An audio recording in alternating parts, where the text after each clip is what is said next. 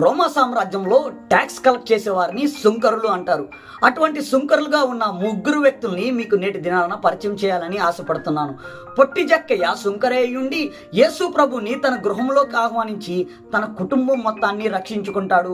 అబ్రహాము కుమారుడిగా తీర్చబడతాడు. రెండో వ్యక్తి ప్రార్థన చేయటానికే వెళ్ళిన పరిసేయుడు సుంకరులో సుంకరి. పరిసేయుడితో సరి సమానముగా ఉన్నవాడు.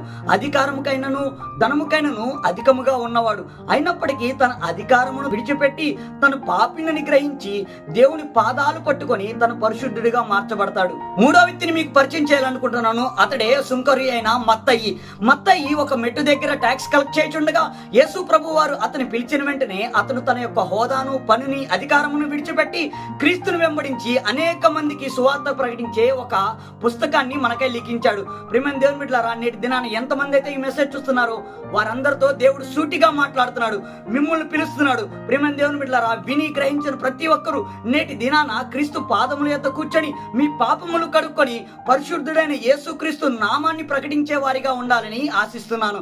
ప్రియమైన దేవుని బిడ్డలారా, మిమ్మల్ని కనపరచడానికే దేవుడు నేటి దినాన మిమ్మల్ని పిలుస్తున్నాడు. గ్రహించిన ప్రతి వారు నేటి దినానే క్రీస్తు పాదాల యొద్ద కూర్చొని ప్రభువా మా పట్ల మీ చిత్తం ఏమైందో అని తెలుసుకొని గ్రహించి దేవుని యొక్క చిత్తాన్ని నెరవేర్చి దేవుని నామానికి మహిమ, ఘనత, ప్రభావం తెచ్చే వారిగా నడుచుకోవాలని ఆశపడుతున్నాను. ఈ యొక్క చిన్న మాటలు ప్రభు మన వినికిడిలో దీవించును గాక. ఆమెన్.